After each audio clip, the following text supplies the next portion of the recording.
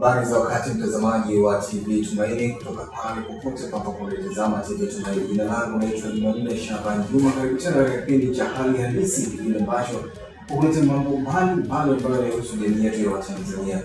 Bila shaka utakuwa umebarikiwa kuungana nasi siku ya leo tuje kuzungumzia kuhusiana na hali ya barabara ambazo zinahudumiwa na wakala wa barabara za mijini na vijijini TARURA katika jiji la Dar es Salaam. Na leo tupo na Engineer Godfrey Mkinga ambaye yeye ni meneja wa TARURA katika mkoa wa Dar es Salaam. Karibu sana katika kipindi chetu cha Hali Halisi.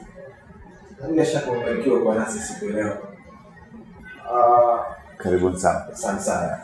Engineer Godfrey Mkinga, tukianzia hapa, kuanzishwa kwa TARURA mwaka 2017 mpaka sasa ni mwaka 2026.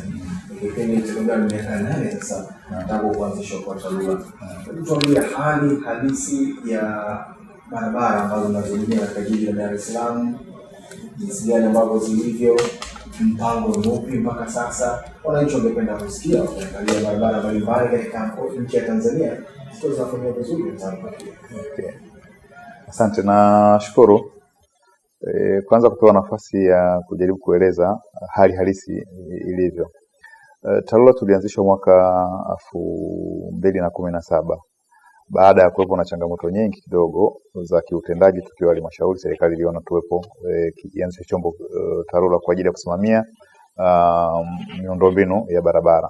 Utunzaji wake ulikuwa na changamoto kubwa sana hapo nyuma, lakini serikali ikaona basi kianzisho chombo kinachoitwa TARURA kwa ajili ya kusimamia.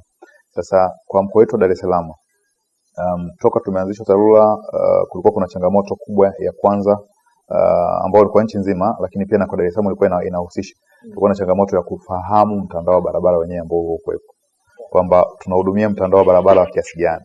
Sasa tulifanya zoezi hilo la kuainisha mtandao wa barabara uliopo, tukabaini kwamba kwa Dar es Salaam nzima mtandao wa barabara ambao umesajiliwa sheria tulikuwa tuna kilomita zaidi ya 557 ambazo hizo zimesajiliwa. Kwa hiyo hilo ndio zoezi ambalo lilikwisha kufanyika na tumefanikiwa kufahamu, lakini pia ziko mtandao mwingine ambao unazidi kuongezeka kwenye maeneo mengine mapya yanayopimwa.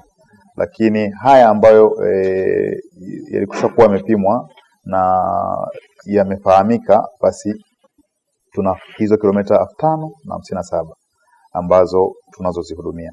Sasa kutoka tumeanzishwa tumekuwa na vipindi viwili muhimu vya utekelezaji. Tuna huo mwaka wa 8 unaenda, lakini kuna miaka 5 ya mwanzo miaka 4 ya mwanzo tumehudumia mtandao wetu wa barabara kwa kutumia bajeti ile ile ambayo tulikuwa tukifanya tukiwa halmashauri. Kwa mfano mkoa wetu wa Dar es Salaam bajeti yetu ilikuwa inaanza kati ya bilioni 15 mpaka bilioni 18 kwa mwaka, ikaenda sana mpaka bilioni 25 ilipofika, yani kuwa ya kiwango kikubwa. Kwa hii ile kati ya 17 mpaka hapa 21, lakini kuanzia 21 kuja mpaka 25 26 bajeti ya TARURA kwa mkoa wetu wa Dar es Salaam iliongezeka mara 2. Kwa hiyo kutoka hiyo wastani wa 18 mpaka 25 kwenda mpaka wastani wa bilioni 40 mpaka 55 kwa mwaka. Kwa hiyo unaona kuna ongezeko la mara 2, hususan alivyoingia Mheshimiwa Rais Dr. Samia Suluhu Hassan alifanikiwa kutuongezea bajeti yetu mara 2 kama ambavyo ilikuwa serikali imeahidi kwenye ilani ya uchaguzi ya Chama cha Mapinduzi. Kwa hiyo kutokana na maongezeko hayo sasa, hapa nyuma tulikuwa na uwezo wa kuhudumia kilomita 900 mpaka 1000 kwa mwaka kati ya hizo 5000, lakini baada ya kuongezewa fedha uwezo wetu wa kuhudumia mtandao wa barabara kwa mwaka ukawa umeongezeka kati ya 1800 mpaka 2000. Miaka inatofautiana hapo kidogo, lakini uwezo umeongezeka kwa kiwango hicho, kama ambavyo fedha zimeongezeka mara 2 na vile vile na sisi uwezo wetu wa kuhudumia mtandao wa barabara umeongezeka. Bila shaka kwa wakati alifungua bunge la Jamhuri ya Muungano wa Tanzania, Rais wa Jamhuri ya Muungano wa Tanzania aliahidi kuongezea TARURA uwezo wa kutengeneza hizo barabara ambazo mnazihudumia. Kwa barabara ambazo mnazihudumia na uwezo wa kwenda ambao mko mnatoka kwa bajeti hii ambayo ipo kwa Tanzania nzima sasa. Kwa jiji la Dar es Salaam ni barabara zipi ambazo mmezipa kipaumbele katika kuzihudumia kulingana na bajeti iliyoongezeka? TARURA kwa mkoa wa Dar es Salaam, lakini pia kwa kuzingatia maelekezo ya mtendaji mkuu ambao wametuelekeza, tunajielekeza kuhakikisha kwamba tunafanyia kazi barabara zote zile zenye hali nzuri. Kwa mfano mtandao wa barabara za lami ule lazima wote tuwekee kwenye bajeti ya matengenezo kuhakikisha kwamba hauharibiki kurudi nyuma, na tukaanza kutafuta fedha nyingine za kujenga. Lakini mbili, kufanyia matengenezo kama nilivyosema awali, kufanyia matengenezo zile barabara zenye hali nzuri kidogo, nazo zibaki kwenye hali nzuri ili kuhakikisha kwamba haziharibiki na kuhakikisha kwamba shughuli za usafiri na usafirishaji zinabaki pale pale. Lakini tatu, mtendaji mkuu ametoa maelekezo kwetu kwamba lazima tufanye kazi kwa kuzingatia vipaumbele. Kipaumbele chetu cha kwanza tunapotaka kujenga barabara nyingine mpya ni kuangalia barabara zile ambazo kwa mfano tunaziita barabara za collector road au mkusanyo, zinazokusanya barabara nyingi sehemu moja, yani kuwatoa watu wengi kuja kwenye hii barabara kubwa. Basi hizo ndo tunazozipa kipaumbele cha kwanza kuzijenga. Lakini pia ukishajenga hizo barabara ambazo zinakusanya watu wengi, tukizimaliza hizo tutazifuatia hizo ambazo zinazoingia feeder, zinazotoa kwenye maeneo ya watu kuja kwenye hizi kubwa. Kwa kipaumbele chetu kwenye kujenga, tunajenga hizo kubwa ambazo zinazosababisha mobility ndani ya mji, yaani watu kutoka sehemu moja kuja sehemu nyingine, zinazounganisha wilaya moja na wilaya nyingine. Kwa mfano Dar es Salaam yetu sisi watu wanategemea sana usafiri wa barabara kutoka sehemu moja kwenda sehemu nyingine. Kuna watu wanaishi Kigamboni wanafanya kazi Ilala, na kuna watu wanaishi Ilala wanafanya kazi Kigamboni. Kwa hiyo utaona uhitaji wa barabara kuwa zenye hali nzuri. Sasa nini kimefanyika? Tumefanya uainishaji kwa matabaka ya barabara na kwamba tuanze kujenga zipi, afu turekebishe zipi. Hizi za kujenga ni zile ambazo sasa kwa pamoja kwa kushirikiana na viongozi wa mitaa, ngazi ya wilaya, lakini pia ngazi ya mkoa. Awali kati ya miaka hii minne ikianza, ambapo tumeongezewa fedha na Mheshimiwa Rais kama ambavyo alikuwa ametamka mwanzoni alipokuwa anaingia kwenye awamu yake ya kwanza. Mheshimiwa Rais Dr. Samia Suluhu Hassan alisema atatuongezea fedha. Tuliainisha barabara za lami za kuzijenga zaidi ya kilomita 227 tulizainisha kwa ajili ya kuzijenga, ambazo zimetekelezwa ndani ya miaka ile minne. Kujengwa kwa lami ni zile ambazo zinaunganisha mitaa, zinaunganisha wilaya na wilaya na zinazobeba watu wengi zaidi kwa pamoja. Kwa hiyo hizo zimeweza kujengwa. Lakini pia safari hii pia mwaka huu tuloanza 25-26 huu tunaendea, bado serikali imetoa fedha kupitia mradi wa DMP kutengeneza barabara ambazo nazo zitakuwa zinasaidia swala la mobility ndani ya mji. Tuliainisha kilomita zaidi ya 750, lakini serikali ikatoa kibali cha kuzitengeneza 30% ya hizo kilomita kama 250, ambazo tayari zaidi ya kilomita 190 zina wakandarasi wanaendelea kujenga, wako site wanaendelea kujenga. Kwa hiyo utaona ile miaka minne ya mwanzo ya Mheshimiwa Rais kuna zaidi ya kilomita 227 za lami zimejengwa, ambazo hizo zina maisha marefu zaidi ya miaka 20. Kwa hiyo tumepunguza nakisi ya barabara mbovu, lakini pia tunakuja kutengeneza zingine kilomita 250 ambazo kati ya hizo 190 wakandarasi wako site. Kwa hiyo utaona kuna mafanikio makubwa kidogo toka TARURA tumeanza mpaka saa hizi na tunakoendea, na lile tamko la kuongezeka fedha ambalo Mheshimiwa Rais alikuwa amelitoa kwamba limemaanisha kwa matokeo halisi barabarani. Kuna miaka minne tulitengeneza kilomita 200, lakini hii miaka miwili tunakwenda kutengeneza kilomita 190 ambazo tayari wakandarasi wako site. Lakini hizi nyingine zaidi ya kilomita kama 60 hazijaanza tu kwa sababu ya changamoto ya kifidia na nini, lakini zilishapewa na kibali ziweze kutengenezwa. Kwa hiyo utakuta iko hatua kubwa sana ambayo imefanyika ndani ya mkoa wetu wa Dar es Salaam, ambao serikali imetoa fedha kupitia mradi wa DMP na vyanzo vingine kwa kwamba tunazijenga lami nyingi kwa sababu watu wa Dar es Salaam wanataka zaidi swala la barabara. Kipaumbele cha wana Dar es Salaam cha kwanza mpaka cha tatu ni barabara. Au ukiangalia unasema kipaumbele chao, ukiangalia maeneo kama Kinondoni na wilaya Ubungo na maeneo ya Kumbusho kule kote ni lami, na watu watamani maeneo yao pia yawe hivyo. Kabla sijakuuliza swali lingine, nataka nifahamu katika mipango yenu mnatazama vipi hii hali ya mabadiliko ya tabia nchi katika hizo barabara, katika tabaka za mabarabara ambazo zinazohudumiwa na za changarawe, za udongo na nyingine? Hili swala la mabadiliko ya tabia nchi mnakabiliana vipi ili kuweza kufanya hizi barabara zinapitika wakati wote na wananchi wanafikia huduma za jamii kwa usahihi? Kwanza tunakabiliana kwa aina mbili. Kwenye hali ya utunzaji wa barabara tushafahamu kwamba kuna hali ya mabadiliko ya tabia nchi ambayo kuna watu wamefanya uharibifu kwenye mazingira, kuna watu wanachimba michanga kwenye kingo za madaraja, ni uharibifu huo pia. Kwa hiyo mvua nazo zimekuja, zimeongezeka, zinanyesha kwa kiwango kikubwa zaidi, makorongo yameharibiwa, kwa hiyo mito imebadili uelekeo.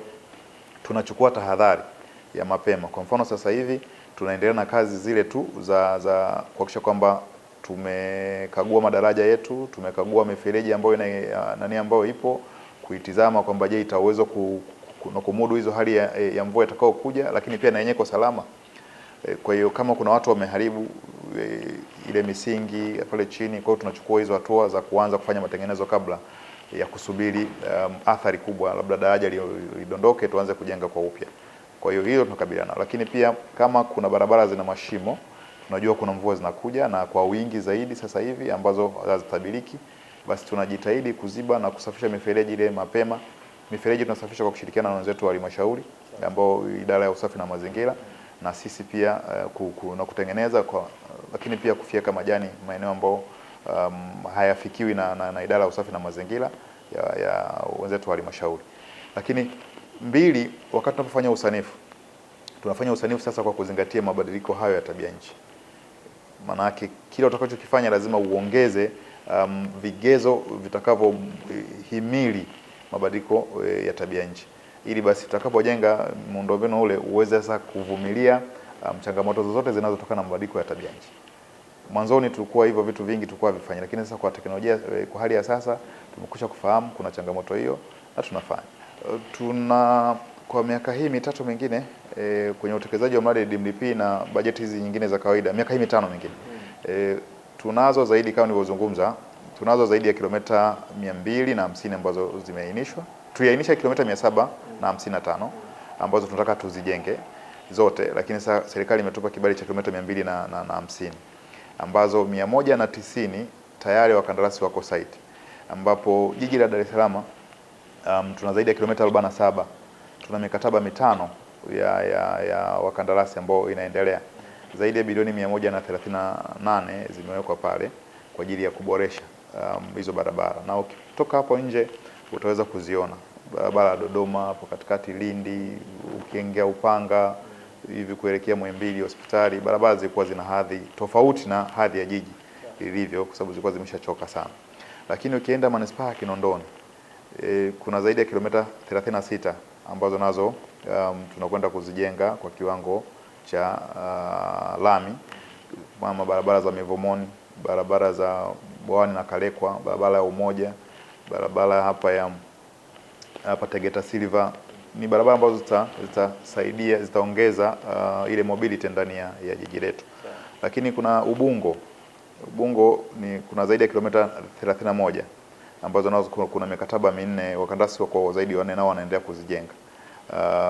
Kuna zaidi ya bilioni 77 iko pale. Lakini pia tuna Temeke zaidi ya kilomita 29 zinajengwa. Hizi za Temeke zina supplement pia ujio wa Afcon. Kwenye mradi wa Afcon pale tunatengeneza ile barabara zote zinazoingia ndani ya uwanja, ili kuingia ndani ya uwanja watu waweze kuingia mara moja na kutoka kwa haraka. Kwa hiyo pale zimetengwa zaidi ya bilioni 97. Barabara zote zinajengwa kwa kiwango cha zege, ili tuweze kuhimili pia issue za maji, mvua zikinyesha, mifereji pale ni michache kidogo. Kwa hiyo ili tupate barabara zitakazodumu, kuna malori pale yanayobeba makontena ni mazito, kwa hiyo tumeweka barabara za zege.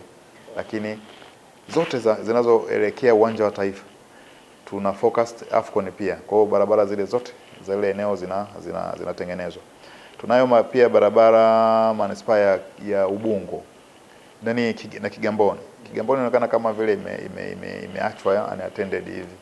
Mpaka sasa wao wana kilomita 10 tu za lami kabla ya Mheshimiwa Rais kuruhusu tena ujenzi wa hizi mradi wa DMDP2, ambapo kuna kilomita zaidi ya 42 ambazo zinakwenda kujengwa, ikiwemo barabara ya Kisarawe tu kuja hapa ofisi za halmashauri zaidi ya kilomita 7. Ni barabara ambayo inaunganisha watu wa Kisarawe tu kuja hapa. Mvua zikinyesha ile barabara inakuwa ipitiki, lakini pia inapita ukanda wa viwanda. Kuna viwanda vingi eneo la Kisarawe tu pale. Kuna viwanda vya unganishaji magari, kuna viwanda hapa vya kutengeneza nyaya za umeme.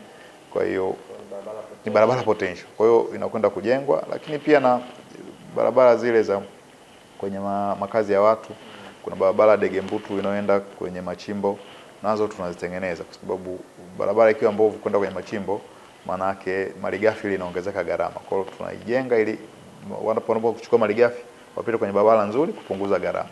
Barabara nzuri kwa maendeleo endelevu ya wananchi, kwa maana uchumi wake uweze kuwa sawa. Engineer, kwa hiyo Geoffrey Mkinga, watu wengine wana Dar es Salaam wanatamani kuona magari yakiwa yanafika katika maeneo, tukizungumzia kwa mfano eneo la Majengo kutoka Pugu pale kuelekea kwa Mpemba kwenda mpaka njia 4. Kuna vikwazo gani ambavyo mnakutana navyo kutoka kwa wananchi? Mathalan, unaweza kukuta barabara zinapita katika makazi ya watu. Labda nianzie hapo kwenye eneo la vikwazo. Kwenye mradi ambao tumetoka kuzungumza wa DMDP2 ambao Mheshimiwa Rais ametoa fedha, tumekutana na changamoto zaidi ya kilomita 60 hizo ambazo watu hajazifanyia kazi, si kwa sababu serikali haijataka zifanywe kazi. Serikali imetaka zifanywe kazi, lakini kuna vikwazo vya changamoto. Fidia imekuwa kubwa kuliko namna ambavyo matengenezo yatafanyika.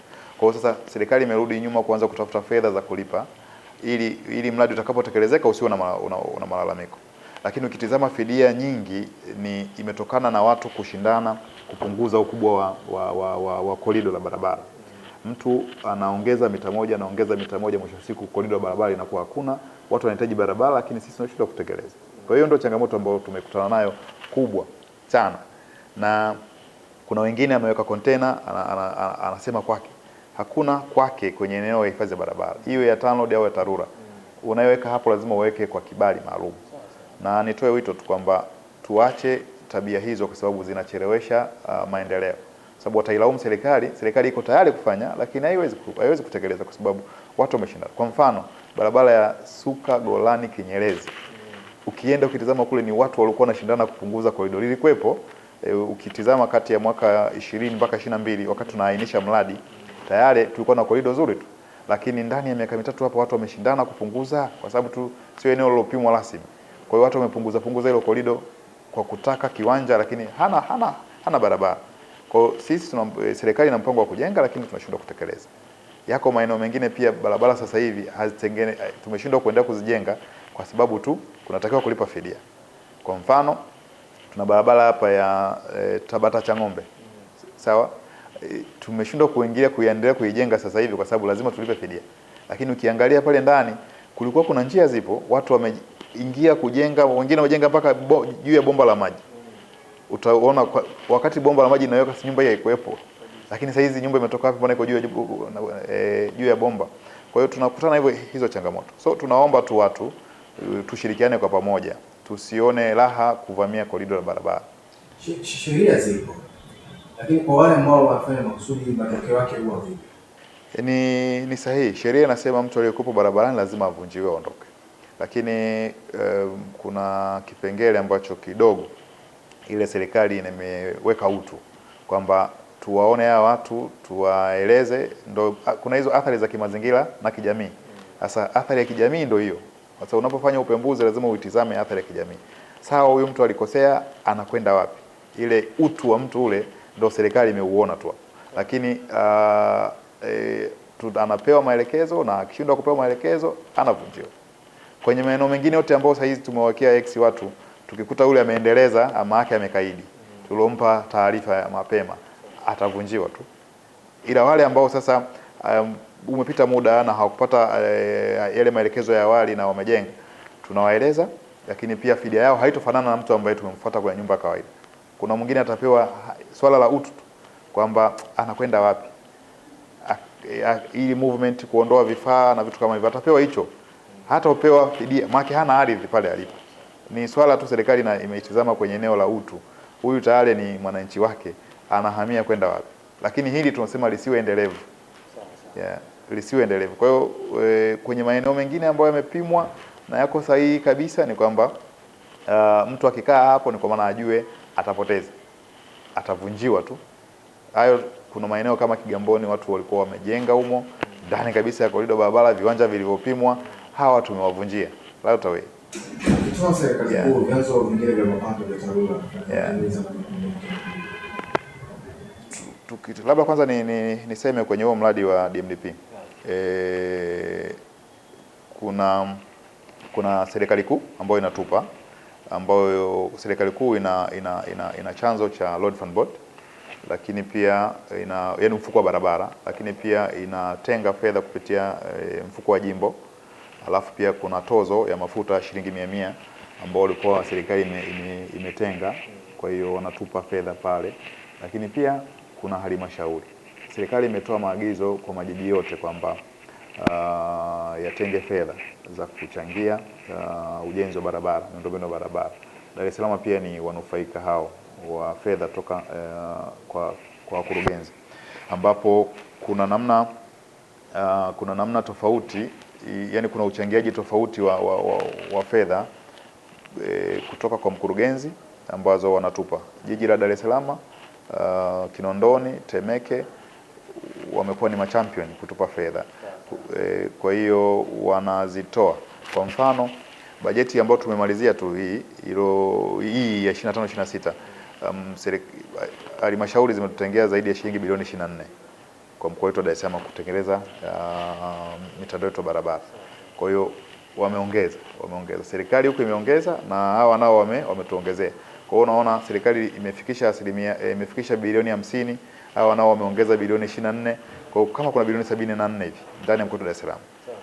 Wanafahamu tatizo, madiwani wote ukiwatizama wote wamefahamu tatizo, kwa hiyo wanaona kuna kitu lazima kifanyike. Unakuta kama safari kuna jumla ya miradi 22 ambayo inaendelea kutekelezwa hapo ndani.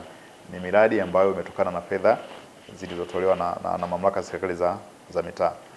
Kwa hiyo sasa ukiacha hiyo ndo kuna hiyo nyingine ya hawa wenzetu wadau wa maendeleo. Wadau wa maendeleo kama DMDP, ambapo tunaendelea sasa hizi na mikataba hiyo zaidi ya mikataba 18 ambayo ina thamani ya bilioni 510. Hiyo nayo inachangia. Kwa hiyo nimesema hapa Road Fund Board, tozo, jimbo, halmashauri na wadau wa maendeleo. Wadau wa maendeleo DMDP kupitia Benki ya Dunia tuna mradi wetu wa DMDP. Lakini pia tunapata matengenezo kupitia wadau wa maendeleo wengine, watu binafsi. Kuna watu wanakuja wanaweza akasema anaomba kutengeneza mita 200 hizi za zege. Mtu amejenga nyumba yake ya milioni 600. Kutengeneza kipande cha mita 100 200 sio tatizo. Kwenye mkoa wetu wa Dar es Salaam tayari tumeweza kufanikiwa kushirikiana na wadau wengine tu ambao sio wa serikali, sio wadau wa nje, sio mkopo, ni watu binafsi. Tumeweza kujenga zaidi ya kilomita 24 kati ya mwaka jana na mwaka huu. Na katika eneo hilo huenda wapo wengine ambao wanatamani. Ni hatua gani ambazo wamekuwa kufanya ili kuweza kusaidiana na serikali katika kuboresha miundombinu au ile ambayo kuna makundi tofauti, kuna watu binafsi, kuna vikundi vya watu ambao wanaungana kutaka na kusaidia huo ujenzi. Vikundi hivi nini wanafanya ni kwamba wanapaswa kuomba tu TARURA ima pale wilayani ama hapa mkoani wakaleta, sisi tunakwenda kufanya tathmini na kuandaa hali ya usanifu na kuwapa sasa kujenga kwa viwango. Maanake barabara pamoja kwamba maijenga yeye mtu binafsi, lakini akishamaliza kuijenga barabara ile inabaki kuwa barabara ya umma. Haibaki kuwa barabara ya yeye au kile kikundi kilichojenga, hapana. Kwa lazima tuijenge kwa kuzingatia viwango na ubora ule unaostahili na kwa matumizi ya hilo eneo. Kwa hiyo tunashirikiana nao hivyo. Tunatoa rai kwa wengine wote ambao watawiwa kuona wanahitaji kufanya matengenezo au kujenga hizo chache. Wengi wanajenga kwa zege, wengine mpaka kwa lami, wengine wanajenga makalavati, wengine wanajenga mabox kalavati. Kwa hiyo watu wa viwanda wanajitolea. Kwa hilo jambo limetokea.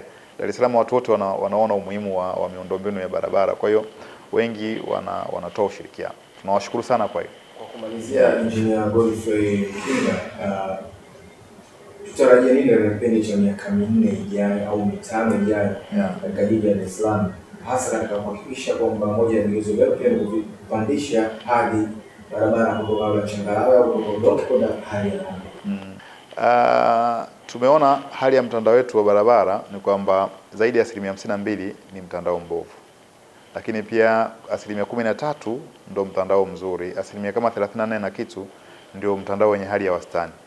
Sasa matarajio na mategemeo ya sisi lakini pia na kwenye mkakati wa TARURA wa kuboresha mkakati wetu tumejipangia kwamba ifikapo 2030 basi mtandao wenye hali mbaya uwe umepungua mpaka kwa kiwango cha 15%, na ule wenye hali nzuri uwe umeongezeka mpaka kwenye kiwango cha 30%, au wenye hali ya wastani sasa ubaki kwenye ile 55%, kiasi kwamba tunaamini tukiongeza wenye hali nzuri ukafika 30% na wenye hali ya wastani ukafika, basi barabara zitaweza kupitika kwa wakati wote wa mwaka. Kwa hiyo tunao ile nakisi ya barabara zaidi ya kilomita 2700 za udongo. Tukiziondoa zile kilomita 2700 za udongo, basi tuna uhakika kabisa kwamba tukipunguza hizo kuzileta kwenye changarawe, lakini pia na nyingine kuzileta kwenye lami zile zinazobeba watu wengi zaidi, basi tutakuwa tumewafanya watu kuwawezesha watu shughuli zao za usafiri na usafirishaji kufika mahala pao pa kazi kama ambavyo wana Dar es Salaam wanahitaji miundombinu hiyo. Na serikali inatumia fedha nyingi sana kujenga mitandao hii ya barabara. Kama hivi ambavyo unaona ndani ya miaka hii miwili tunaweka zaidi ya bilioni 510 wakandarasi wanaendelea kuzitengeneza. Huu ni mkopo wa serikali ambao serikali itakuja kulipa.